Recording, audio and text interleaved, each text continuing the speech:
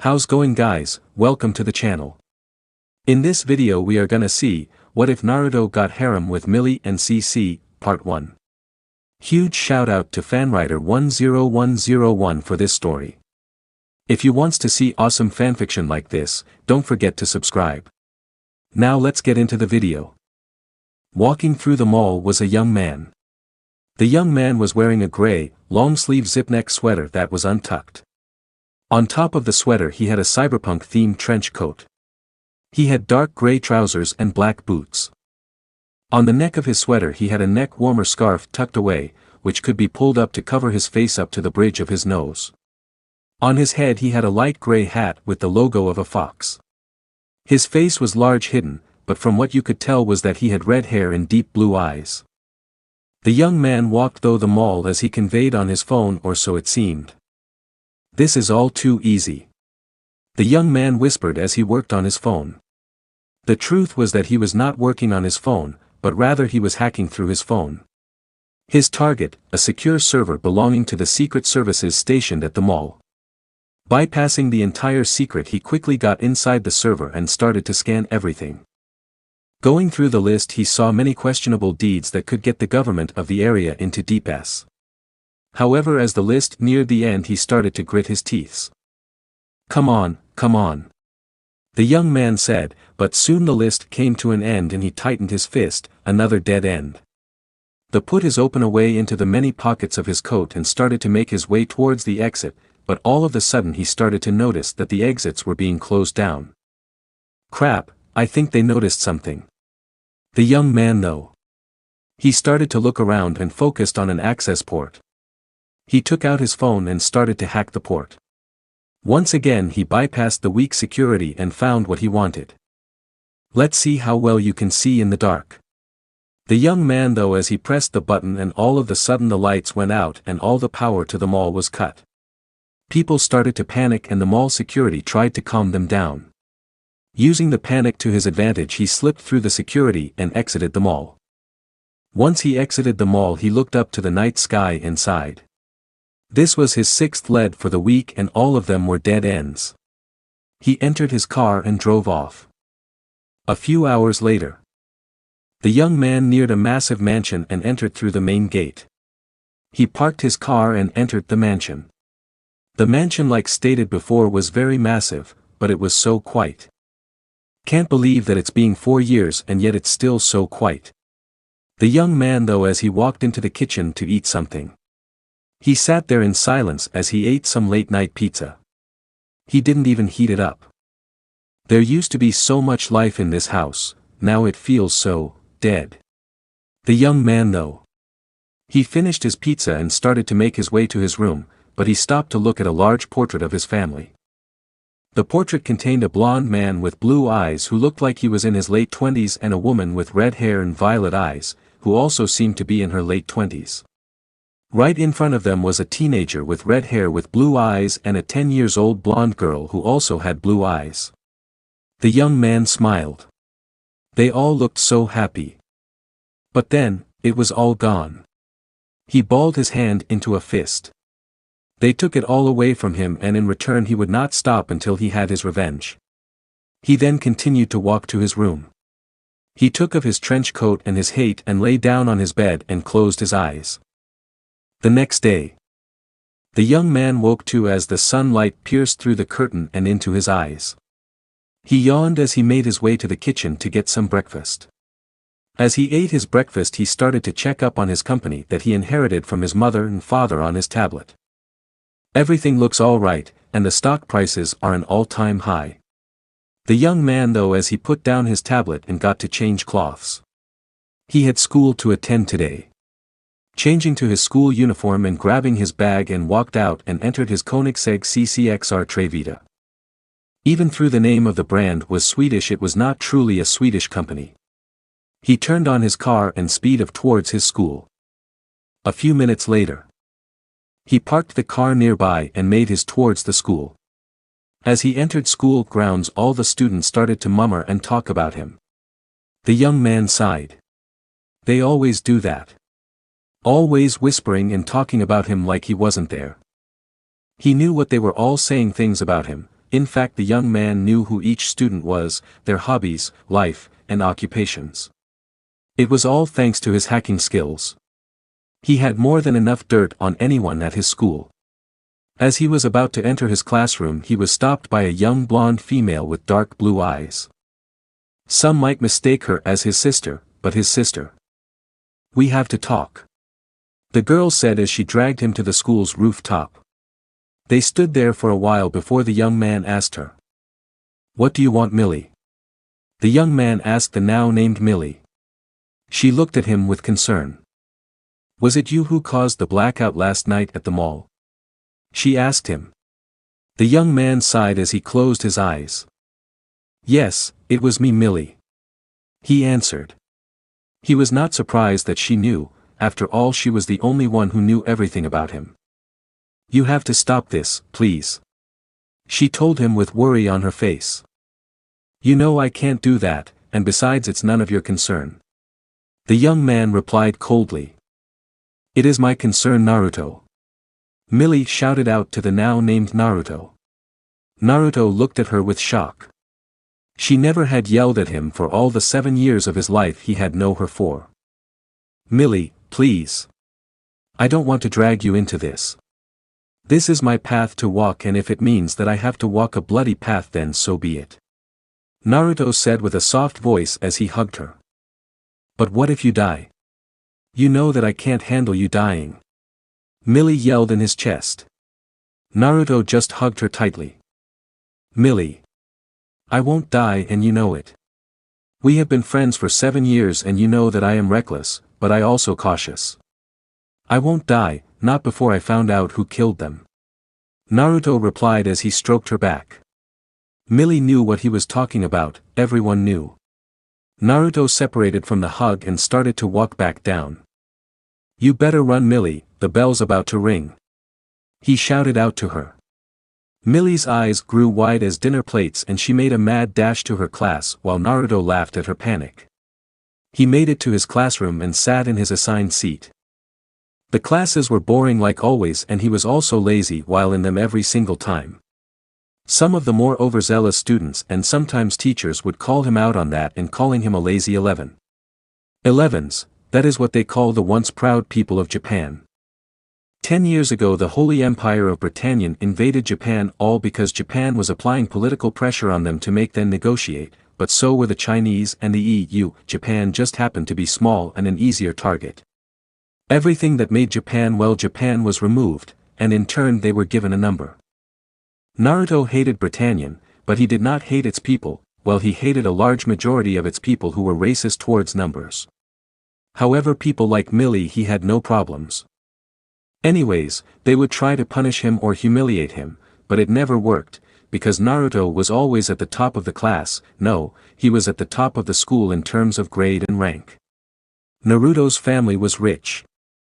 Very rich, and even through being Japanese they were considered nobles and were respected by a few. However, unlike other nobles who spoiled their children, Naruto's parents never did that, always told him that hard work is the way to a good life.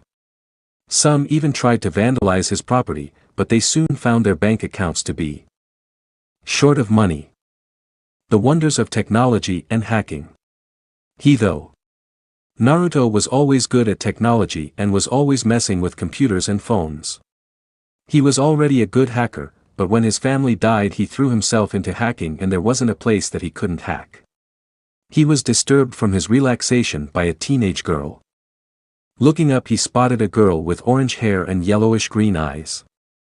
"Shirley Finette, daughter of Joseph Finette, for some reason your father's job and anything related to it is blacklisted. What sort of job does your father occupy?" Naruto though as he turned his gaze towards the boy she was talking to. "Lelouch Lamperouge, or should I say Lelouch 6 Britannia. You were exiled by your father to Japan along with your sister just months before the invasion. The Britannian government and people believe that both of you are dead, but honestly, they must be really stupid to not notice you.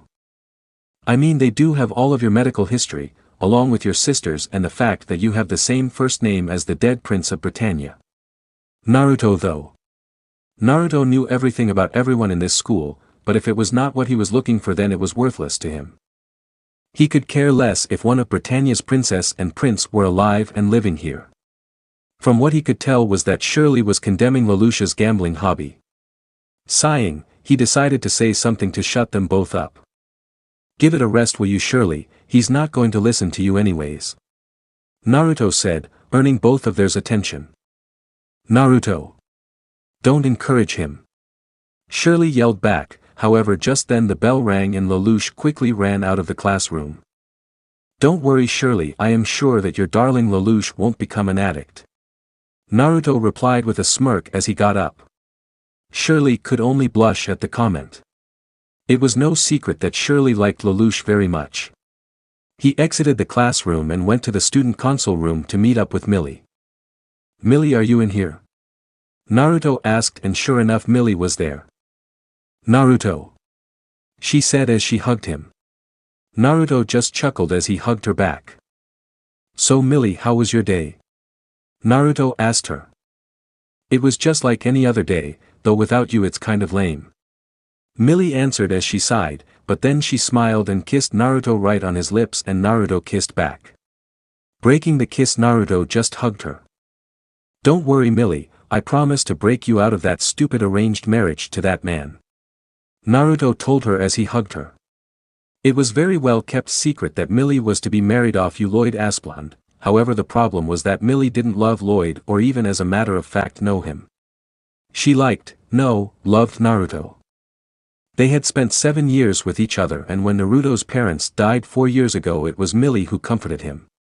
For 4 years he and Milly kept their relationship a secret, after all a pure Britannian and an 11. Milly would be harassed so much by a vast majority of the student body and even the public, especially since she was former nobility. "I know you will, Naruto." She smiled. She knew Naruto like no other, and when he said he promised, then he would keep his promise, even if he had to go to hell and back. "Well, I have to go for now. I'll see you tomorrow," Naruto said as he broke the hug and exited the club room. Most of the students had after-school clubs, but not him. He had other things to do. Entering his car he sped off towards his home. However, he did notice some kind city-wide announcement, but he didn't pay attention. After a few minutes of driving he noticed a large truck behind him and, was that Lelouch? Lelouch was on a motorcycle with one of his friends. He looked further back to notice police helicopters chasing the truck. "This is the police. Pull over and you will have a change to defend yourself in court," one of the helicopter's pilot demanded the truck. The truck driver did not comply and the police opened fire. Naruto gritted his teeth. Those bullets could hit him too, damn it. Pulling out his phone he quickly accessed the police helicopters and shut them down, causing them to crash into the ground, but then a nightmare showed up. The truck driver quickly turned to the left and entered into a construction site, however the truck quickly crashed. Naruto noticed Lelouch and his friends pulled over and so did as well. Running up to the truck he spotted Lelouch getting on top of the truck. He was about to shout at him, but the truck started up. Thinking quickly he pulled out his phone and delayed the truck start up and opened one of the side doors and entered. At first he was going to find Lelouch, however one of the drivers walked into the rear of the truck. "Colin Kazuki, I knew she was a rebel because of her activities, but I didn't think that she would be involved this much. Guess she really wants Japan free. Naruto though." He noticed a nightmare which Colin bored and soon left with to combat with the Britannian nightmare. Pulling out his phone he quickly sent a few commands to his car and sent it back home. "It's a good thing that I have my own AI. Naruto though." He then hacked into the city-wide network and started listing in on all communications. A small terrorist group has hijacked a truck carrying poison gas, however it is unclear as to what they intend to do with it. He listened in on the news. Something seems off, he thought as he started to track the truck back to where it was and started to hack the building's computer. Now he was seeing some strange files. What the hell is Code R? Naruto though, and as he went through the files he was indeed shocked at what he was seeing. So the Britannians are trying to duplicate this power called Geass from this girl called C.C, but why? From what I can see they already have a few agents, yet they are not deployed most of the time. It's not world domination, no, Britannia's military is more than capable of that. So what are they after? Naruto thought as he kept on reading the files, but then all of the data was lost. As if it was removed from the servers. He was broken out of his though. Then the truck stopped and the rear opened up. He saw Lelouch messing with the gas capsule, but Naruto knew it wasn't a gas capsule. He was about to call him out, but stopped setting a soldier who kicked Lelouch right in the face. He noticed that Lelouch recognized the voice, and called out the soldier's name. No way. Suzaku, you joined the Britannian army. Naruto though angrily. Suzaku might not have remembered, but he and Naruto were best friends long before he knew Lelouch, and it was him that sold out Japan to the Britannian. Naruto was a young man who put loyalty and honor to your family and country. Suzaku betrayed both in the name of saving Japan's people. He would always hate Suzaku for his betrayal. Shaking his head clear, he noticed more soldiers pouring in, and the commander asked Suzaku to shoot Lelouch, who denied the order and in turn got shot instead. Damn it. Naruto though. He hacked the capsule and got the girl out, who was still knocked out, and just as he was about to shut all the lights off, the front of the truck blew up. Using this opportunity, he quickly knocked all the lights out and tried to grab Lelouch, but he ran off on his own. Cursing under his breath, he grabbed the girl and made a run for it. After a few minutes of running, Naruto set the girl down and took off the straitjacket. He noticed that the girl had woken up. Are you okay? Naruto asked her. Are you okay? Naruto asked the girl, who in turn just gave him a black look. You saved me, why? She asked him. Naruto just gave her a wired look. Why did I save you? Well, from what I can tell, they were doing some kind of experiments on you to acquire a power called Geass. I don't know what the hell this Geass is, but it sounds powerful, and as such I cannot allow it to fall into the hands of a nation like Britannia. Plus I am sure you would be tired in that dame capsule, I know I would be. Naruto explained as he found an old server which he then hacked via his phone. Using the server, he connected to the old network of the ghetto and acquired a map. C.C, however, just watched him. What would you do if you had the power of Geass? She asked him.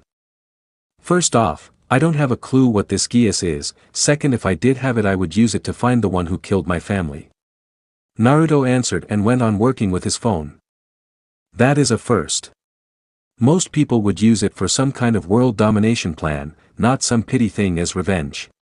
She replied, but soon shut up because of the death glare Naruto sent her. This isn't about revenge. This is about justice. My family was killed and yet no justice was done. All you get was, my condolence to your lose, and then life went on. I don't want to rule the world, no, that's too overrated anyways. Naruto said. C.C. again looked at him as he worked on his phone, hacking any and all servers in the ghetto. She then got up and walked right up into his face. Naruto looked up from his phone with confusion. Hey, what are? He was cut off when she all of a sudden kissed him, fight on the lips. At first he was going to push her back, but then he was bombarded with these strange images. What is this? He thought to himself. It was as if he was looking back at the past and seeing images of the past. Do accept this power of Geass? For if you do, you shall walk in the shadows like no other and have absolute control over the creations of man. He heard C.C.'s voice. Naruto for one didn't know what was going on, but then again he started to think. What can he do all alone? He is but one man who might have an empire as an enemy. No, the empire is already his enemy. All the hacking has already painted him into their crosshairs. So, do you accept my contract? She asked him. Naruto looked at her seriously. Yes, I accept your contract. Naruto answered with determination. Nodding, C.C. quickly gave him his Geass and soon the images ended. Naruto was still standing there, but C.C. was nowhere to be found. How the? He was broken out of his thoughts as two Britannian nightmares blasted in the building. Look! We got a live one here. One of the pilots said. It's a Britannian schoolboy, what do we do with him? The second one asked. Kill him, the prince wants no survivors or witnesses. The first one replied. They were about to shoot, but all of the sudden Naruto started to laugh. You really think you can kill me? Naruto asked then as he activated his Geass, and when he did he could see it, all the circuits, the flow of energy, the electrical wiring. He could see everything that the nightmares were made up of and he could control them. Using his new powers he hacked the nightmares with his mind. Kill him. The Britannian pilot said, however none of the two nightmares fired. What the hell? One of them asked. All of a sudden their monitors started to show error signs. What the hell is going on? He asked again. Our nightmares, they are being hacked. The second one said with disbelief. However he was soon met with a hail of bullets by his comrades. What are you doing? He yelled out. It's not me. The nightmare is moving on its own. Damn it. It's refusing the manual override. His comrade replied. He tried everything, but his nightmare denied all requests. He watched as his nightmare gunned down his comrade, and once he was dead his nightmare finally stopped, but he still didn't have any control. He saw the boy pick up the gun of his fallen comrade that had fallen out of the nightmare, but that's where the video feed was cut, and so there he sat in the nightmare's BE pit for what seemed like days, but in reality not only a minute had passed. He was now freaking out. His hands started to shake as he tried to move his machine, but again no response. Then the BEE pit opened all of a sudden. He was so relieved, but when he looked up he saw the barrel of a gun pointing at him. He looked past the barrel to see the student. What was that about killing me? Naruto asked, however before the soldier could say anything, Naruto put a bullet right in his head. That's right, nothing. Naruto said as he pulled the dead body out and entered the nightmare. How strange. I only know the basics of a nightmare, but for some reason it's like I know what to do. Could it be this? Geass? Maybe it's because I know how this machine works inside out, but even so that does not make me an efficient pilot. Knowing how it works and knowing how to fight are two different things, but then again knowing is half the battle. He reactivated the nightmare and sped off to gain high ground. A few minutes later. Az was now standing at the tallest building he could find. He stepped out of the nightmare and opened his eyes to show the Geass. Incredible. He could see it all. He could see the inside of the city. The flow of energy, data, and it was just incredible, however he soon found out that even his power had its limit. He shut his eyes close due to the headache that he was now experiencing. Damn it. I guess my mind cannot process this entire fast enough, just like a computer when there's too much for its motherboard to handle. Guess I will have to expand my knowledge base if I want to improve my Geass. He started to hear explosions and gunshots everywhere. This place was a war zone. He started to scan the city once again to try and find the Britannian command center. He might just find some kind of information, after all Britannian Mobile HQ does have some sensitive information. What's this? The rebels are actually winning. Something is not right here. They were losing just a second ago and now they turned the battle around like nothing. Who is their commander? As he started to trace the single back that to the commander of the rebel forces. This is easy, the enemy commander is staying at one spot. He was easy to find. He hacked the nightmare without letting the pilot even knowing. Once he hacked the nightmare he activated the camera located inside the BEE pit and he sure was surprised. Well, what do we have here? Lelouch, so you are the rebel leader? No. That's impossible. I know what you do in your free time like everyone else, why the hell do I sound like a stalker? Naruto with a sweat drop, but then again knowing is half the battle. However as he monitored the battlefield everything changed. A white nightmare appeared and started to push back the rebels. Hacking the nightmare, Naruto spotted in once old childhood friend. Balling his fist in anger he hacked at least a dozen Britannian nightmares and ordered them to attack the Suzaku's nightmare. Though hacking Suzaku's nightmare and blowing it up would be far more effective, but where would be the fun in that? With Suzaku. With this nightmare I can. Suzaku was cut off as a friendly nightmare tried to gun him down. What are you doing? I am a friendly. He yelled out to the pilot. It's not me.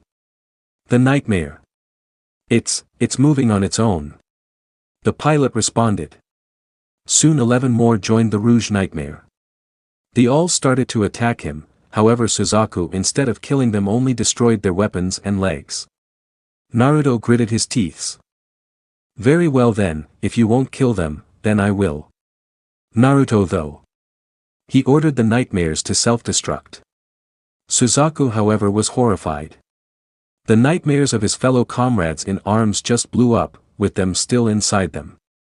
Shaking his head he started to once again fight the enemy and to find the enemy leader. Same time with Lelouch. What's this? Why did these nightmares turn on one of their own? Lelouch asked himself. He had witnessed the battle through the display monitor and he was confused. To him, war was like the game chess and your objective was to win it, and that also meant that some pieces would be sacrificed for the overall battle. Yet there was no reason to kill one of your own pieces. He didn't know why and he didn't care right now, because that same white nightmare was heading his way. His forces were already falling apart. With Naruto. So there you are. Naruto said as he looked at the Britannian command center. He spotted a few soldiers standing guard. How typical, they must really think that their security is great. Though. The Britannian military leaders were arrogant, as they believed that they were unbeatable. Today that changed. He hacked all the explosives that were located on the soldiers' vests and belts. What the hell? How the hell did these activate? One of the soldiers shouted out as they tried to pull them all off, however it was too late and the explosives exploded. The only thing they left was a bloody mess body parts. Naruto put his school bag down and pulled out the same cloths from last night and quickly put them on. He did not want to be caught. Then he processed to walk into the command vehicle and once was inside, he shut down all power. He kept on walking and spotted a few guards. Looking around he spotted a control box right behind the two soldiers. Smirking he activated his Geass and caused the control box to explode killing the two guards. Walking past the dead bodies he made his way to the command room and upon entering he spotted one of Britannia's princes. Clovis La Britannia, third prince of the Britannian imperial family, viceroy of Area 11 and the son of Gabriel La Britannia. Not only that but you are also the half-brother of Lelouch Vi Britannia. Naruto said as he watched the prince. Who are you and what do you want? Clovis asked Naruto with confidence. Naruto just shook his head. Why don't you drop the act? I know for a fact that all of this urban renewable is a lie. You are only killing all of these people, because of what? Code R. Oh, wait. I wasn't supposed to know that. Naruto said as he acted like he was shocked. How did you know about that? Clovis asked nervously. Who was this man? Oh, don't worry about that. Now I will ask you a few questions and I want answers. If I don't find you answers to be satisfying then I will start leaking all of the information, the experiments that you allowed to be conducted in Code R, to the press. Naruto explained. No wait. You can't do that. It will. He was cut off as Naruto slammed a tactical baton right in his face. Now then, first question. Who ordered the hit on the Namikaze family? Naruto asked. Please. I don't know anything. Clovis cried out, but was introduced to a baton right in his face. Clovis was bleeding all over the place. Naruto had asked him some questions and even though Clovis was a spineless wimp, he wouldn't say anything other than that. Wrong answer, I know that you had something to do with it. I did my homework long ago and all the information regarding you and your dealing with the Namikaze family was blacked out. Now I will ask you again, who ordered the hit on the Namikaze family? Naruto asked as he pulled out a gun. Now Clovis was afraid, but he refused to talk. Fine then, be that way. Naruto said as he pointed the gun at Clovis's kneecap and pulled the tiger. Ah! Clovis screamed in pain. His kneecap was blown off. Now talk. Naruto said as he brought the gun to the other kneecap. Okay. I'll talk. Clovis cried out. Naruto smirked. Now he would get some answers. I ordered the hit on your family, because your father almost found out about Kodar. However, there was another reason. The Namikaze family is known for its technological achievements, along with medical science. However, Britannian for a long time suspected that the Namikaze family has made and developed military-grade weapons for Japan. We also suspected that the Namikaze family was also heading Japan's space program, however we could never really prove that. My secret services found evidence of some type of space weapon on the files of Minato Namikaze. The files only stated the location and a name, Hokkaido and Honjo Masamune. We know what Hokkaido is, Area 11's largest island to the north, but we don't know who Honjo Masamune is. Clovis said in fear. Naruto's mind was racing like mad. His father's computer was something that he still couldn't hack, but maybe with the Geass he could. Back when Japan wasn't taken over, his family went to Hokkaido a lot and his father would always tell them about the legendary sword that Honjo Masamune crafted long ago. A sword that cut anything undeserving, even the air. In fact the sword itself was a family heirloom. Of course you wouldn't. Honjo Masamune is the name of a legendary priest and swordsmith and Masamune is the name of his sword that he created. You wouldn't know, because your Britannian destroyed much of our nation's history, including legends. I have to say, Minato Namikaze was a craft man. You found a location and you had what you assumed a name. Did it ever come to your mind that Honjo Masamune was just a code name? Naruto asked with a growing smirk as he saw Clovis' eyes widened. How could he have been so stupid? How do you know so much of the Namikaze family? Clovis asked. Naruto slowly pulled down his neck warmer. He watched as Clovis gasped like a fish. Because I am Naruto Namikaze, the son of Minato Namikaze and Kushina Uzumaki and the older brother to Naruto Namikaze and the older brother of my soon-to-be younger brother. You kill them all. Even my unborn brother. Because of you I lost everything I had close to me. Because of Britannia and its greed I lost everything. Mark my words Clovis, Britannia will fall and I will have justice be done and it starts with you. Clovis La Britannia, you have been charged with ordering the Japanese in this ghetto to be massacred and ordered the death of my family. You are hereby found guilty, your punishment is death. Naruto said as he brought up his gun to Clovis' head, as he begged for mercy and forgiveness. No wait, please. I'll give you anything. Don't kill me and Clovis was cut off as a bullet was put into his head thanks to Naruto. Naruto looked at the dead Clovis before walking out.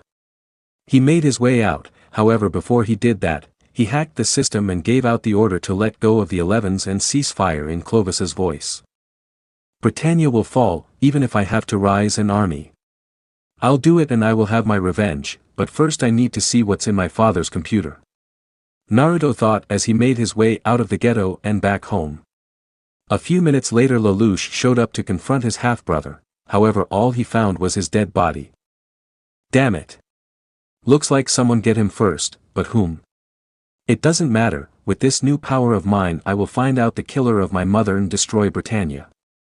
Though as he gritted his teeth, you can't get information out of a dead body. Seeing that the Britannians let the 11s go, he took his leave. With Naruto. Naruto entered his father's business room, he hadn't been here in a long time. Everything had dust on it and it all felt ancient. I should clean this place up. Naruto though sadly. He spotted his father's computer and turned it on. Seeing that the computer asked for a password he quickly used his Geass and bypassed it, however then came the hard part. Bypassing all the security, he quickly began on bypassing it with his Geass, however he soon found it very hard to bypass it and his headache was getting worse. It feels like my brain is going to explode. Naruto though. He then put his hands to use as well along with his Geass. Damn it, old man, you had one hell of a security system, so man trap set up, and what's this? What the hell, old man? You left a goddamn bomb as a security measure. Naruto, though, with a sweat drop, his father was one sure paranoid man. Almost there. God, this headache. He though. Sighing in relief, he started to look for Masamune. Going through the files, he finally found it. Let's see what you have been up to, Naruto said to himself. He started to pull up all the files and documents regarding Masamune. What? During the start of 1970s, the Japanese government began to develop a secret space program. This was done so in regards of Britannia's rapid growth. The Japanese government would create an orbital weapon that could strike anywhere virtual on Earth. The project was given to the wealthy Namikaze family, who dominated the military and the technology sectors of Japan. Then in 2000 the Japanese finally launched an unmanned stealth satellite, and from there they launched 10 more that would connect with the original. But what is this weapon? Naruto though. He kept searching for more information. Project Masamune, an armed station with a battery of sophisticated kinetic projectile launchers that can launch tungsten rods. They are pinpoint precision anywhere around the world. They can reach a speed of Mach 10 and cause massive destruction. This weapon, what happened to it? From what I can find, the weapon still orbits the Earth, however is offline. I bet the base for this weapon is in Hokkaido. He though. However, he could not find the location other than Hokkaido. He sighed and rubbed his forehead. He need to rest. I think it's time I restart the Namikaze military sector, in secret. He though. He got up and headed to bed. This was a long day. The next day. Like any other day, Naruto was right now in school and he was getting damn bored. The bell rang and he headed off to meet Milly. Inside his head, however, things were different. He had ordered the military sector to be re-established in complete secret. The location chosen was right underneath his mansion. It would be off the grid and powered by a new power generator that he himself made. It was called the arc reactor. One of my reviewers suggested me that, thanks man. The arc reactor was far more effective and created less waste and was energy efficient. With it, he could keep the entire complex off the grid. In fact, he was going to make most of his bases off the grid. There was already a large abandoned complex underneath the mansion, so it was going to be easy to convert it to a military complex. Naruto. He heard Milly yell out his name. What is it? Naruto asked her. Geez, you are spacing out on me. Milly told him. Sorry, just a lot on my mind. Naruto told her as he rubbed the back of his head. Milly just looked at him with a sad face. Naruto looked up at the sky with a sad smile gracing his face.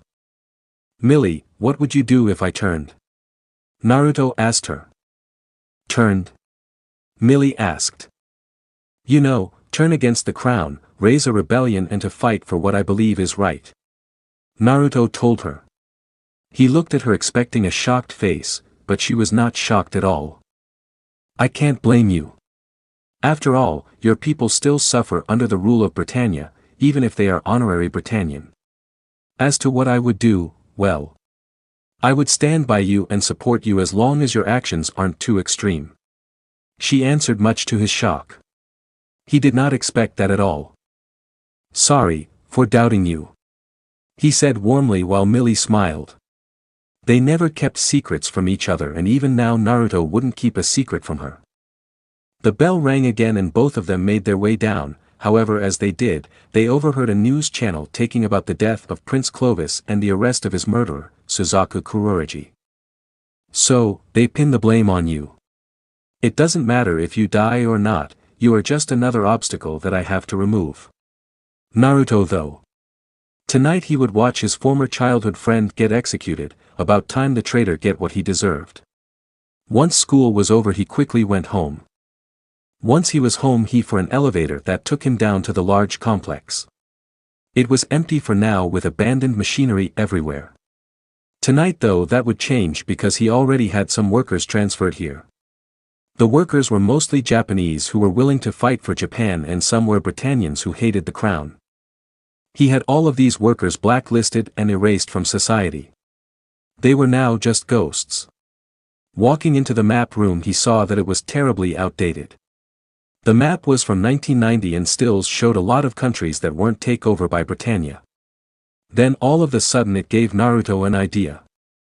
I can do what Kyoto does, give supplies to rebel groups, not only in Japan but throughout the world. Yes, this would cause quite the damage to Britannia. He looked over the map. Yes, he would arm rebels throughout the world, and it would be very easy since the Namikaze family already had their own trade routes and Cretan technologies that the world does not know of, such as stealth technology. Heading back up, he noticed that it was getting dark. So he went to the living room and turned the TV channel to the news. There he is. The murder of our beloved prince. The reported said as they broadcasted Suzaku being escorted to the court for his trial. Naruto, however, was enjoying this like it was some kind of movie. You will die, Suzaku, because of you. Japan's greatest weapon orbits this very earth offline. Had you not killed your father, Japan would have had enough time for the weapon to be complete and ready, but you stole everything from the Japanese people, and because of you my family had to pay the price at the hands of our conquerors. He though with Hades as he watched the new feed. It was going so well until the whole convoy was stopped by a man calling himself Zero. Who the hell is this Zero? Naruto asked himself.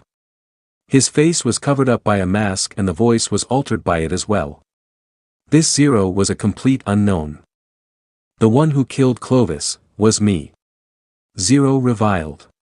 Naruto, however, was seething with rage. No. With this Zero claiming that he killed Clovis, Suzaku will most likely be released. He could only watch as the events played out on the bridge and Zero made his escape with Suzaku. Damn it. Naruto slammed his fist down on his table. Mad that Zero saved Suzaku. He heard a voice. Pulling out his gun, he pointed it at the intruder, only to find that green-haired girl, C.C. What? How did you get in here? Naruto asked as he lowered his gun. It was quite easy actually. That was all C.C. said before heading off to his kitchen to find something to eat. Naruto merely looked at her. There was something different about her. Where did you go after giving me this power? He asked her as she pulled out some pizza from the fridge. Where was I? Well, first off, you were never supposed to find me, I guess. As for where? Well, let's just say someone else also seemed to want my power and I gave them. C.C. answered. Naruto looked at her as he went through the list of all that C.C. could have given the power of Geass to.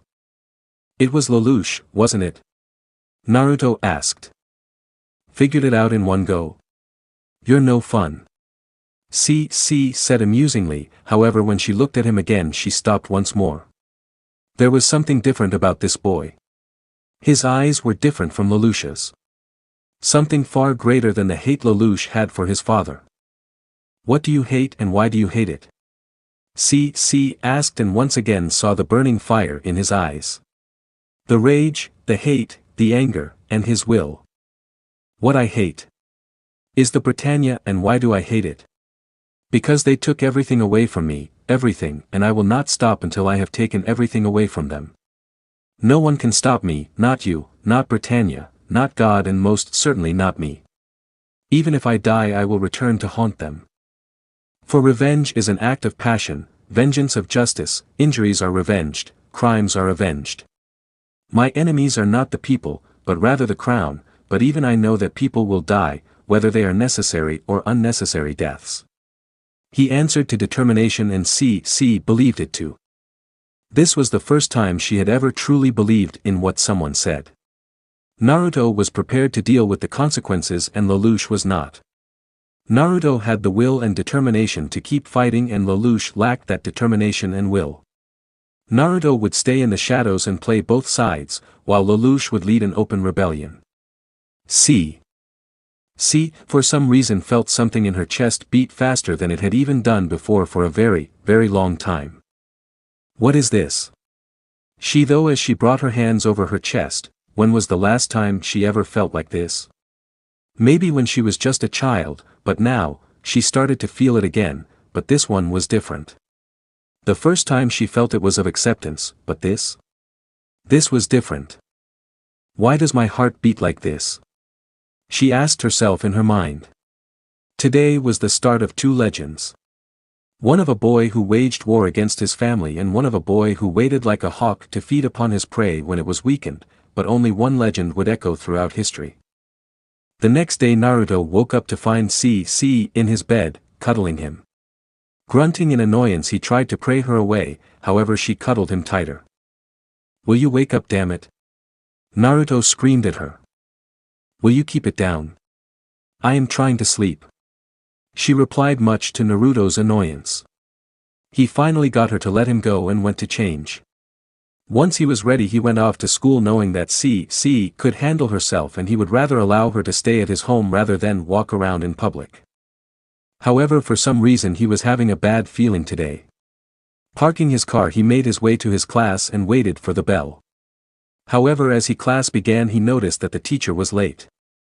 "Class, today we have a new student join us," the teacher said as he entered the class. The entire class stopped their talking and turned their attention to the teacher. "Well then, come on in," the teacher said as the new student walked in. Both Naruto's and Lelouch's eyes widened, though Lelouch's eyes were that of shock and Naruto's was that of hate. "So, looks like you are now attending this school. Ha ha ha. Suzaku, you fool, by coming here you trapped yourself. You will pay in time." Naruto though as he narrowed his eyes. You take the seat next to Naruto Namikaze?" the teacher said as the teacher pointed towards Naruto. Naruto could see Suzaku's eyes widened. "So, you remember me after all, don't you? Too bad we are no longer friends." Naruto though. Suzaku walked up to Naruto and to the seat next to him. Lelouch also noticed Suzaku's expression and Naruto's unseen hostilities towards Suzaku. The tension in the air was so thin that you could cut it with a butter knife. When it was lunch time, Lelouch got up and signaled Suzaku follow him, and follow him he did. "It's been 7 years since we used that signal," Lelouch said to Suzaku, who in turn smiled sadly. So do I still call you Lelouch?" Suzaku asked. "Yes, my real identity is counted among the dead," Lelouch answered as Suzaku nodded. The both stayed silent until Lelouch asked Suzaku a question. "So, what was up with you and Naruto?" Lelouch asked and watched as Suzaku tensed up. "We used to be friends before I met you, however you two never actually met, but after the war. I didn't know what happened to him." "Speaking of which, what happened to him?" Suzaku answered/asked. "From what I know he is part of the Namikaze family, which was accepted into nobility a few years after Japan was taken over, however 4 years earlier his entire family was assassinated. Nobody knows who actually killed them, but some claim that it was some elitist Britannians that didn't like them," Lelouch explained. He watched as Suzaku's eyes widened. His old friend's family was killed by Britannians. Lelouch was thinking of something else. "Naruto is pretty well off and he is Japanese by birth. I might be able to get him to join my cause. If he does not agree then a little use of Geass will help. He though as he plotted to acquire a supplier." "That's impossible," Suzaku yelled. Lelouch just sighed. "Suzaku, the world is a big place and not everyone plays by the rules. You might not want to believe it, but even Britannia is corrupt," Lelouch explained to his friend. Suzaku was truly naive. "Look, class is about to start, why don't you swing by today at my place?" Lelouch asked. Suzaku nodded. He had a lot on his mind right now. With Naruto. Naruto was spending his free time with Milly as they both ate lunch. "So, how is it?" Milly asked Naruto. "The salt is a bit off, but it still tastes good," Naruto said as he chewed on the food that Milly had cooked for him. "Naruto, please tell me what you are planning to do," Milly asked him. Naruto sighed. "Milly, to be honest I am plotting a rebellion against Britannia. Naruto answered. Naruto, I know you better than anyone and I know for a fact that you are too lazy to plot a rebellion against Britannia for no reason, so why? She asked. Because the Britannian royal family killed by family, it was Clovis that ordered them killed. Naruto answered while Milly's eyes widened. So what will you do? I will not stop until the royal family has paid and look at our world. It's filled with hate and violence.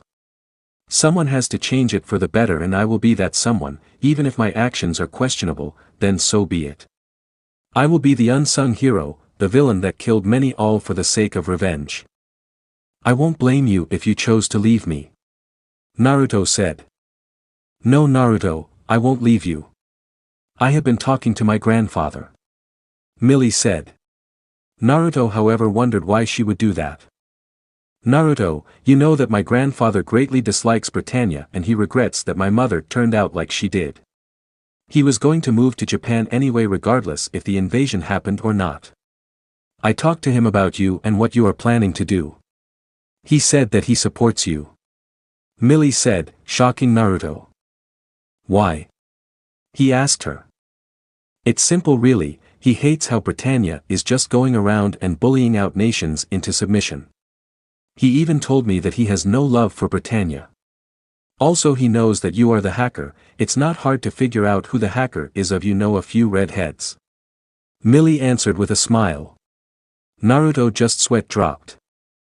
How the hell does the principal of his school know that he is the hacker and not the entire military forces of Britannia?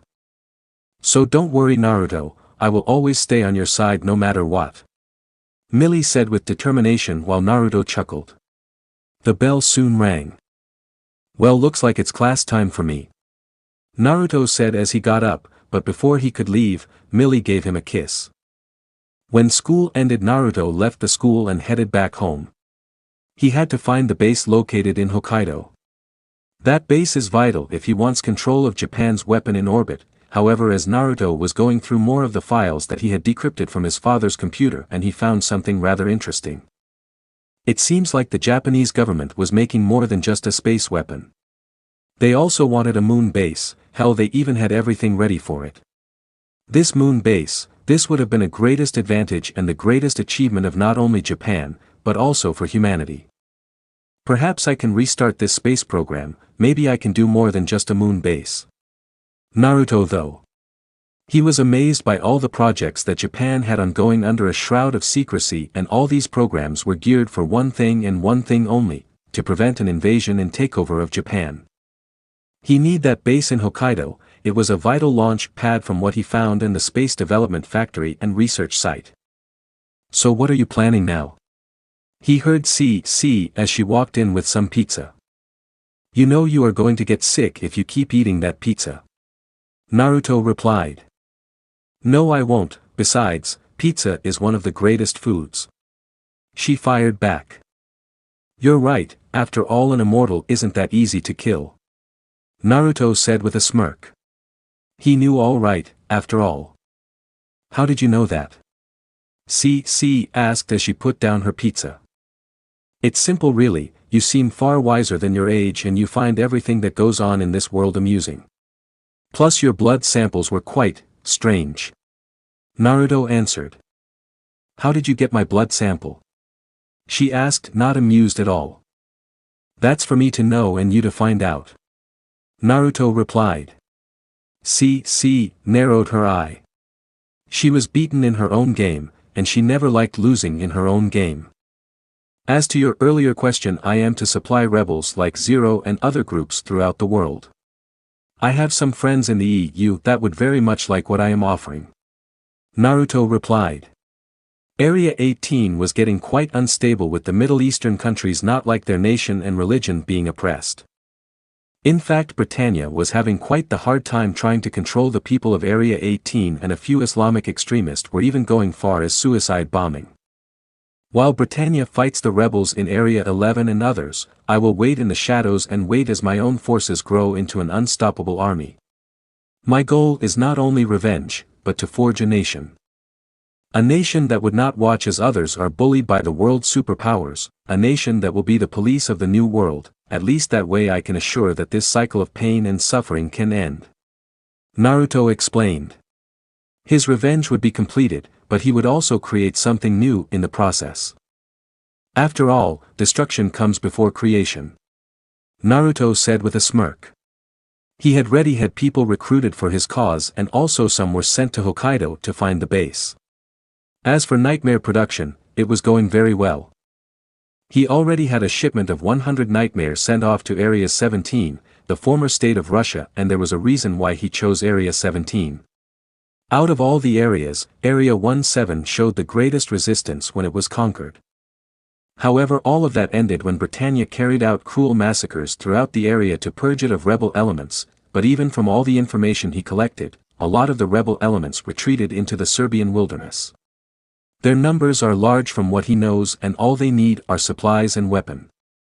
You know, Zero will be one of your obstacles, right? C.C. asked. Naruto however chuckled. No, he won't, because he knows that I am Japanese and I have a lot of resources at my command. He would try to get me to join his cause since I am Japanese. He wants supplies, well I can get him that supplies. He is just one of the many groups that I will supply, and besides, it doesn't matter if his group falls, and he is just one of the many pieces that my shadow will control. Naruto replied. C.C., however, was thinking about something else. Naruto didn't care if one of the rebel group went down, there were plenty more that could replace them. That was the difference between him and Lelouch, and while Zero was ready to replace them, he would always double think, and Naruto. He would always go ahead with his plans. Does that mean that you are ready to give up all if it means to protect everything you love?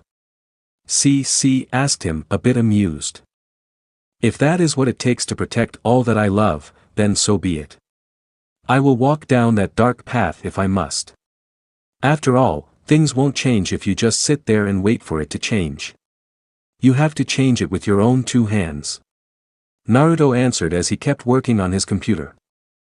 To someone who knew nothing about computers and programs, it would seem that he was just working with some nonsense, but in actuality he was stealing blueprints to nightmares and weapons from not only the Britannians, but also the Chinese and the EU.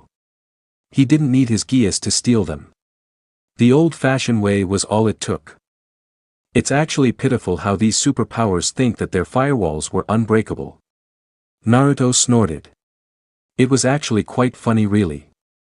Cyber warfare had so much potential, but rather than exploit that potential, they opted to create bigger and stronger weapons and gave it security that was good enough to prevent an average hacker from doing anything. Too bad for them, Naruto was not average hacker. It was a strange day at school today. Well, very strange. When he arrived at school there was a massive cat hunt and Milly was the one who started it. Apparently the one who caught the cat first would get a kiss from one of the members of student council. In the end, however, Suzaku ended up saving Lelouch from falling to his death and they both got a kiss from Lelouch's sister. However, there were better things that were on the horizon. Cornelia had arrived to Japan and things were about to get rough. Cornelia was brutal when it came to cracking down on numbers. In fact, one of his vessels was almost caught by her forces. He would have to rethink his strategy. He would send supplies rather than nightmares. After all, it was easy to get supplies across rather than large war machines. I need to start becoming more activate and I need to test my powers. He was listening to the news as he worked on his computer. The news, however, was going on about how Cornelia was surrounding a ghetto to wipe out a few resistance fighters. Trying to draw Zero out, aren't you, Cornelia? Naruto though. It was easy to tell.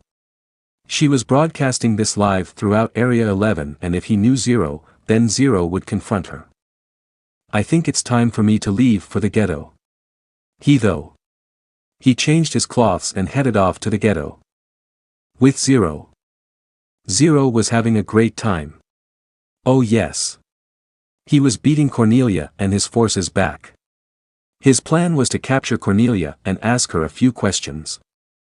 Now then, should I make a path to you or force you out? As he observed the battle he noticed that the Britannian forces started to retreat. What? No stomach for a fight? Zero though.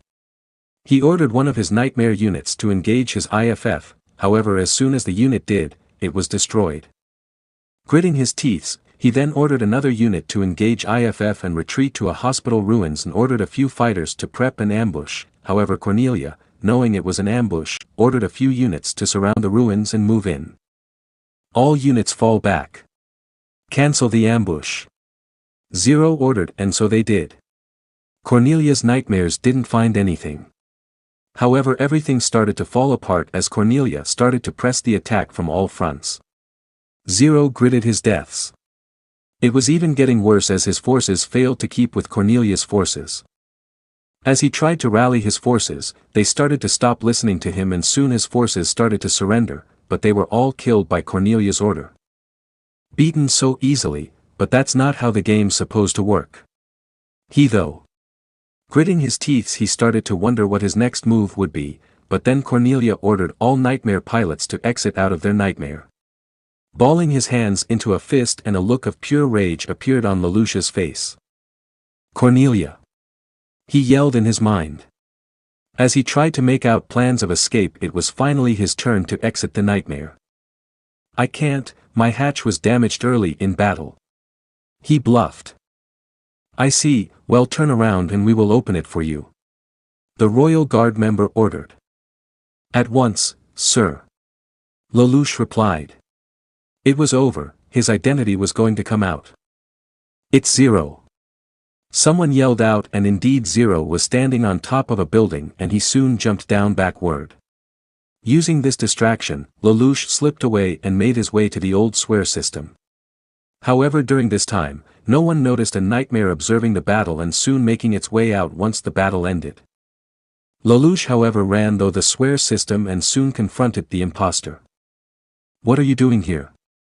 I did not need saving. Lelouch said to the imposter, now revealing to be C.C. You sour loser, you lost. C.C. replied. I wouldn't have lost if the conditions were even. Lelouch yelled. Well then why don't you make conditions even then? C.C. asked as she turned around. Very well then, I will make the conditions, I'll raise an army that Britannia can't beat, a nation. Lelouch answered. C.C. only looked at him blackly. He indeed had the ability, but he did not have the mind for what was to come, even though he would overcome his obstacles, but it would be at the cost of many lives. With Naruto. Naruto had observed the battle and noticed that Zero was underpowered and outnumbered, but he was still able to put up a good fight. However, Cornelia proved why she was called the goddess of victory and defeated Zero and his forces. However, he realized that Cornelia relied heavily on numbers and firepower, combining those two, even an armature could perform standard strategy. Still, he knew that Cornelia was a good fighter herself. One thing he did notice was that Zero was the only one doing the commanding, compared to the whole command structure the Britannians were using to defeat him. That alone proved his strategic mind. This battle data is valuable, even if it was short-lived. In the end Zero was beaten and that was the face.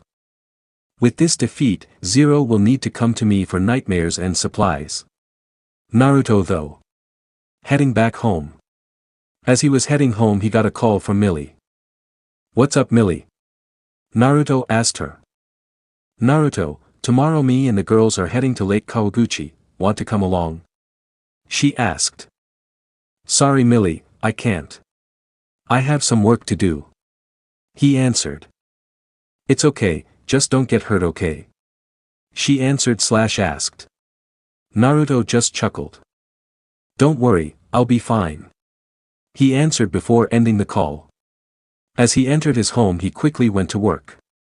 He had about 20 other hackers working together as one group called NarutoxCodeGeass. If you have played Watch Dogs, then you know what this group is.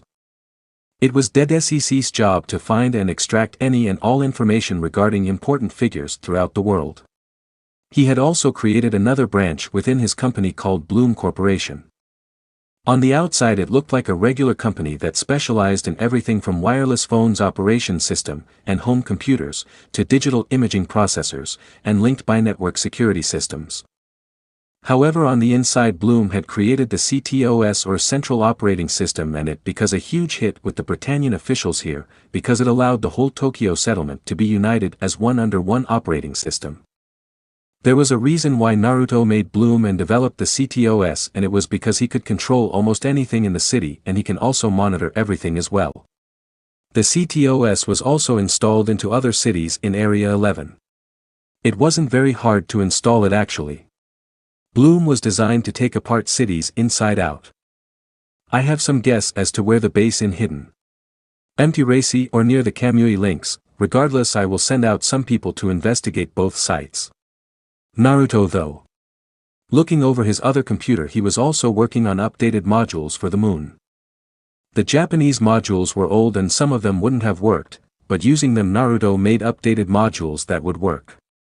Looking over another computer, it showed his military might. He had just over 200 recruits, with 80 of them being nightmare pilots. He wasn't going to give them some Gloucester or Sutherland, no, he had come across a wide variety of designs developed by the Britannians, Chinese, and the EU, designs like the Vincent, Lancelot, Shenhu, Panzerhummel, Alexander, and he was also able to get his hands on the Japanese design made by Kyoto, the Gekka and the Guren. It was rather easy to find them, and he already had a few in productions. Interestingly enough, the pilots used the Alexander more so than others. It was mainly because of its mobility, and they performed quite well too. He wondered why the EU, Japanese pilots were having so much difficulty operating them. He chalked it down to not enough training. He had so taken it upon himself to combine some of nightmare frames to make a new nightmare frame. The Lancelot was fast, as well as the Guren, but they lacked fire power that the Panzerhummel carried. The Shenhu was a totally different beast. It was very hard to operate, so he designed a version that was easy to mass produce and easier to operate. So, where did you go? Naruto asked as C.C. walked. It's none of your businesses. C.C. replied. So, tell me, what type of Geass does Lelouch have? Naruto asked C.C. as he turned around to look at her. I am not at the liberty to say that. C.C. answered. Oh really? Well then I guess you don't know who Zero is as well, do you not? Naruto asked and watched as C.C. narrowed her eyes. What do you mean? She asked him. Oh nothing, it's just that the very day Lelouch gets his Geass, this man named Zero appears out of nowhere and is able to beat back the Britannians. Makes me think that Lelouch is Zero, don't you think? Naruto stated/asked. He watched as C.C. said nothing. I'll take your silence as a yes. Naruto said as he turned around and went back to work while C.C. was gritting her teeth. How the hell does he keep doing it? Once again she lost at her own game, and how does he make her heart beat like this every time she is close to him? Knowing Lelouch is Zero, what will you do? She asked him. Nothing. Naruto answered, surprising her. What do you mean nothing? She asked. I will just do that, nothing. I don't care if Lelouch is Zero, all I care is that he causes damage to Britannia. Who you are, or what you want is irrelevant if you want to fight Britannia. He answered once more. C.C. was getting a picture of just what kind of man Naruto was. Naruto was the kind of man who would keep those he loves out of Harem's way and his own soldiers as well, while using all the players on the field against one another. Like a snake of a hawk, he was poised to strike when the time was right, and when he did the whole situation would change. C.C. would call him the puppet master behind the coming battles that would take place, and when he reviled himself, it would be dramatic. She thought about the Geass Order and the Emperor of Britannia. The Geass Order was more focused on controlling Britannia through the shadows, with the Britannian Emperor's help, while the Emperor himself was focused on a more foolish goal like kill God. The Emperor knew that his son was alive and well along with his sister, but what of Naruto? He was a nobody to them, someone who was just a normal human living life, and that much was enough to show their arrogance. While they focused on more outspoken threats, they failed to watch the shadows. That was what separated him from the rest. He had no one that saw him as an enemy. That was why he would be one true mastermind and victor of the battles and war to come. His forces would become an unstoppable maelstrom. A maelstrom. I guess your parents did name you correct. C.C., though with a smirk, she had given him the Geass, because he seemed interesting, but instead she got more for she bargained for. Indeed he would be the one true king, even if he had to rule from the shadows. Shadow King does sound attracting. C.C., though while giggling in her mind. Her eyes widened and she shook her head. Damn it, what the hell was wrong with her? Shouldn't be, falling for the redhead. Could she? Impossible. She has lived for oh so long and there was just no way that she would have feelings, epically love, after all she was immortal. The question no was, how long could she keep denying? Naruto gritted his teeth. Why? Milly was taken as a hostage on her trip along with her friends and other people by the JLF. Now he was coming with plans of how to rescue her. He could save her, but he didn't want to show his military might. As he walked down a hallway he started to think of different ways to save her. I could use the new orbital frame, but will it work? It hasn't even been tested. I have no choice. Naruto though. He entered a large lab and at the center of the lab stood the orbital frame. It was mostly humanoid in shape. Since it was still a prototype it was colored all silver. Protruding from its spine are wing-like thrusters that are folded when not in use with two smaller basic ones located at the joints of the knees. The head is bird-like in shape, giving it a sort of anthropomorphic appearance.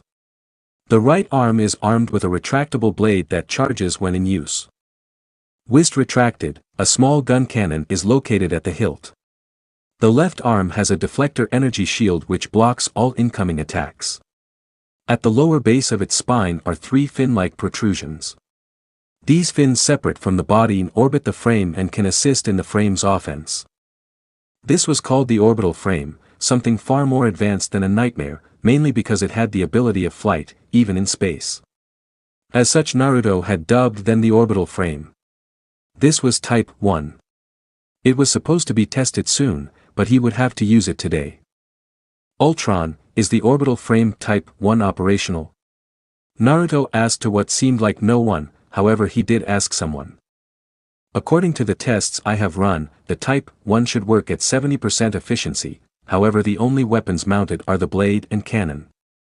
It is usable. Ultron spoke in a robotic, but almost human voice. Untron is an artificial intelligence program that Naruto had created. The program was designed to hack, take over machines and other tasks. Sir, I recommend not using the Type 1. It has not been tested and can put you at risk. Spoke another robotic voice. Naruto sighed. Don't worry Geass, if Ultron thinks it's usable then it is. Naruto said.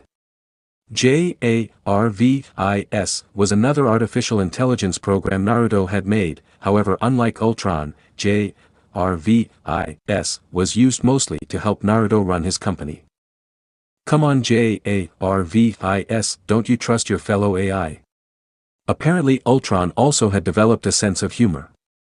Geass sighed, wait, can an AI even sigh? Ultron, get the Type 1 ready. We have someone to save. Naruto stated. The machines in the room started to come to life and started to ready the machine. Naruto entered a small lift and entered the BE pit. As the frame started to come to life, a giant door opened up behind him. Turning the machine around, he prepared to launch. The frame launched up a high speed and was rapidly entering the atmosphere. I believe that you should point your frame downwards.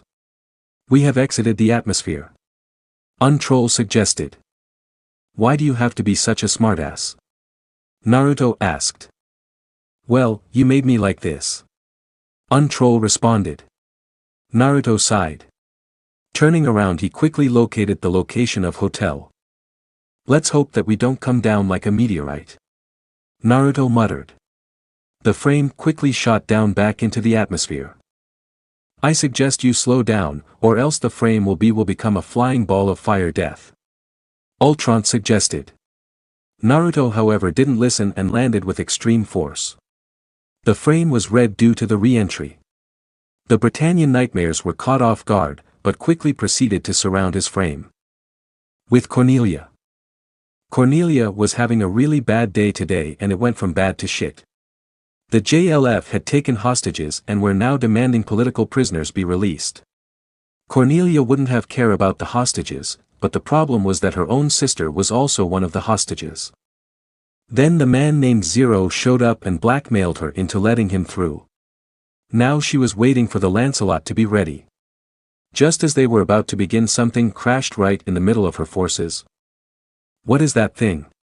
she asked. Everyone was looking at the strange machine. It wasn't a nightmare, that was for sure. She watched as Britannian nightmares surrounded the strange machine. With Naruto. "I don't have time for this," he said as he fired off his cannon, which shot out smaller beams of energy, hitting all the nightmares that had him surrounded. He was about to head towards the hotel, but he quickly activated his energy shield and blocked an energy shot from the Lancelot. "Stop this at once," he heard. Turning around, he faced the white nightmare. "Well, if it isn't Japanese biggest traitor," Naruto said with a smirk, though it could not be seen. "What are you talking about? I am not traitor," Suzaku responded, though there was panic in his voice. "Really? Then I guess Genbu Kuroraji really did commit suicide," Naruto shot back. He dodged a slash Harken, which he cut the wire to by using his blade. Switching to the cannon once more, he fired off 10 beams at the Suzaku. He tried to dodge them, but one of them hit his arm and he was forced to detach it. "I don't have time for this," Naruto said as his frame started to float, shocking everyone, and the 3 fins separate from the body started to orbit the frame. The fins started to attack from different direction. Suzaku managed to dodge the first 2, but the third one cut right through his nightmare's leg. Just as he detached the leg, the first 2 appeared once more and sliced off his last legs and arm. The third one circled around and was heading right for the BE pit. Seeing that all of his nightmare's limbs were destroyed, he was forced to eject. The third fin sliced right through the core of the nightmare and caused the nightmare to blow up. With their target destroyed, the fins reattached with the frame. Naruto turned around, however the minute he did that, the hotel's foundation blew up and started to rapidly sink. "Milly." Naruto though as he flew towards the sinking hotel, however when he got there it was nothing but rubble. "Milly, no," he muttered as he closed his eyes. He couldn't save her. However, he heard the sound of lights turning on and turned towards the source, only to find a boat with Zero and other people dressed in black clothing and a few other small rafts with the hostages. "Milly." Naruto though as he sighed mentally. He was glad that she was alright. He watched as Zero gave his speech of knights for justice. Using the moment, he slipped past the Britannian defaces and headed home. Zero however did notice the strange machine and made a note to find out who the maker and the pilot were. With Suzaku. "No. My beautiful Lancelot." Lloyd screamed as he went down on his knees. Besides him was his assistant Cecile Krumi, whose sweat dropped at his antics. "Shouldn't we be worried about Suzaku? I mean, he seems pretty shaken up," she asked him. "Don't worry. He will be fine. But Lancelot, I'll have to rebuild from scratch," he finished with a sigh. He was however wondering what that machine was. The next day after school, Naruto sighed as he entered his car. He had met up with Milly and asked her if she was alright. After confirming that she was okay, Naruto made his way out. He did notice Nina was very cautious of him. He chalked it up as fear of him being Japanese. Entering a tunnel that led towards the highway, he was stopped by a red and orange nightmare with a strange metallic hand. Stopping his car, he noticed that he was surrounded by the Black Knights. He should have expected this. Lelouch and Colin both weren't at school today. "So what would the Black Knights want from me?" he asked them. He got no response, so he opened his mouth to speak again, but was cut off. Naruto Namikaze, the son of Minato Namikaze and Kushina Uzumaki and the brother of Naruto Namikaze. You are the only surviving member of the Namikaze family that was killed. You are Japanese by birth, but you and the rest of your family are considered nobles in the Britannian hierarchy. Tell me, why don't you fight against Britannia? You are Japanese, are you not? Zero said, walking out of the shadows. Naruto narrowed his eyes. That would lead to pointless bloodshed. Britannia controls almost half of the world and has one of the largest military. Waging war against them would be foolish. He answered. But you see it is not. Britannia can be beat, but not through conventional ways. All you need are people that are willing to stand up. Zero responded. What do you want, Zero? Naruto asked. I know for a fact that the Namikaze family has the ability to produce military-grade weapons, including nightmares. I want you to supply me nightmares for my group. Zero answered. Zero was hoping that Naruto would agree since he was Japanese. On one condition, I supply you with nightmares and supplies and you never mention my name to anyone. I am Japanese, therefore the Britannians will be quick to arrest me should my name is leaked out as a supplier. Naruto demanded. He could see Zero and his group of rebels relax, to which he smirked. I see, very well then, I agree. You might be considered a Britannian noble, but I know for a fact that you want the liberation of Japan. Zero said as he boarded a stolen Britannian nightmare. The Black Knights soon left, leaving Naruto standing there. Naruto slowly started to chuckle, before bursting out in laughter. I can't believe it was that easy to fool him. Everything is going according to plan. He though as he entered his car. Arriving home, he spotted C.C munching down on some pizza. Is pizza the only thing you eat? Naruto asked her with a black face. C.C turned towards him. It's one of the best foods ever created, so why shouldn't I? She answered/asked. Naruto just sighed and rubbed his forehead. I assume something happened on the way. C.C asked as she ate. Naruto just looked at her. I think you already know what happened. Naruto answered, much to C.C.'s disappointment. Zero or rather Lelouch appeared and wanted help from you? She asked. Naruto nodded seeing that she already knew. Yes, with this I can keep Cornelia busy with Zero and his group. For no, I have to find an old friend that should be living in the EU, Naruto said as he sat down and turned his laptop on. C.C looked over his shoulder and saw the profile of a young girl that seemed very familiar. Lilia Malcal. C.C said. Naruto turned towards her. How do you know that name? Naruto asked with narrowed eyes. I met her when she was very young and granted her the power of Geass, however I did not enter into a contract with her. C.C answered. Naruto's eyes however widened. Lilia had the Geass far longer than he did. How do you know her? C.C asked him this time. Layla is from a family of former Britannian aristocrats. I and she used to be friends before Japan was taken over. However, when Japan was taken over she vanished. I don't know what happened to her, but I knew that she was alive. However, with my power and skills I was able to find her living within the EU. Her family was killed in a terrorist bombing attack. That is all I know. Naruto said. And that is when I met her. C.C said at the end. What is her Geass? Naruto asked her. I don't know. I just granted her the power of Geass, not entered into a contract. I am not aware of what it is or for the fact that she even has it anymore. C.C explained. Naruto nodded.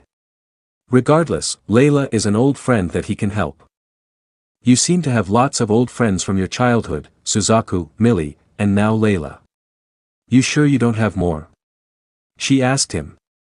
She watched as Naruto thought about the answer for a second. I used to have many, but the war took them all away. Just one of the many things war and hatred took from me. Naruto responded. He did not notice C.C giving in a sad look as he worked on. Sir, it appears you have visitors inbound. Jarvis spoke. It's not your girlfriend, that's for sure. Ultron also spoke. Naruto sighed. Put them on screen. Jarvis, Naruto ordered, and soon a holographic screen appeared before him showing a full Britannian escort. From the looks of it, Her Highness, Princess Cornelia, is coming to pay you a visit. Ultron said as he chuckled. Show some respect for Naruto-sama. Jarvis reprimanded Ultron. Soon both of the AIs got in a fight. Naruto just sighed. Enough, you two, Ultron, you are to hide and not show yourself to the Britannian. You know why? Jarvis, you will stay, since unlike Ultron, you behave and show respect. C.C, you are to hide as well. Oh, and Ultron, you are tasked with the security of the lower levels, the labs, and production lines. Let's give Her Royal Highness a warm welcome. Naruto said as he got and headed to his room to change clothes. He didn't want to be dressed like a schoolboy if he was going to be visited by a princess. So this part ends here. I hope you guys enjoyed this video, so quickly like this video for second part of this series. And comment down below your thoughts about this series. And now it's time for me to go, bye.